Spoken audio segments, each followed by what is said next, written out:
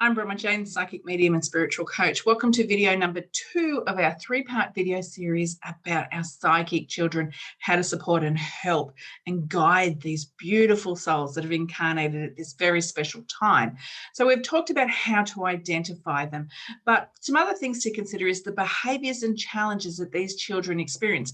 Now, it's a very different life for a 0 to a 4-year-old if you are an intuitive child compared to those that are traveling through school. So our younger age group are not as scared of the energy. They're working through how to interpret it, and we have less challenges. They're more the physical challenges that show up for these children and being able to express what they're experiencing. But as they go through school and we connect with community, our community becomes more, so it extends from just our extended family into teachers, maybe sport and friends.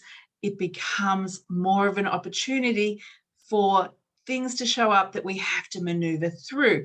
So these are our children that will communicate a little bit differently to others. Now, you may notice that when they were younger, they may not have developed their speech as early as others, or on the other spectrum, they are those ones that have very advanced communication skills. And it's because of their interaction with the spirit world. Verbal communication is something that we need here, but with the spirit world, they communicate a little bit differently. So if there's a delayed in speech, this is why. If they're communicating very maturely, it's because they've done a lot of practice with the spirit world. So communication will be a little bit different. It'll be on either end of the normal spectrum that this would be measured on. As we go into school, we're going to look at challenges that show up. Community will bring us some challenges as well. These children are already aware that they are very, very different. They already sense it within themselves. They're going to now have that reflected to them by those that they encounter.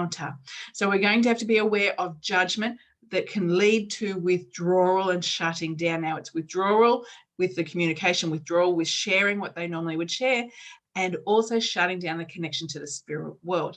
The best thing we can do, even if we don't understand what they're going through, is accept it. Now, I'm going to give you an example. You would have heard this kind of example before, but it is so true.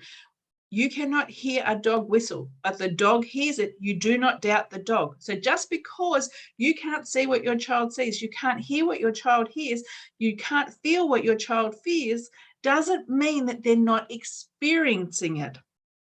So accept what they say to you.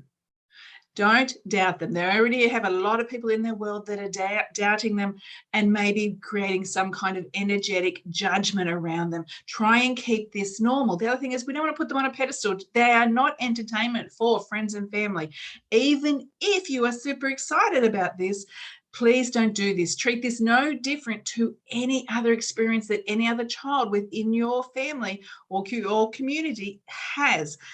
Keep it normal. By making it normal, it allows them to accept who they are, and also means that that acceptance does not create issues later on by not accepting themselves. So we need to keep it normal, accept it even if we can't understand it, and really try and limit the opportunities where judgment comes into their awareness.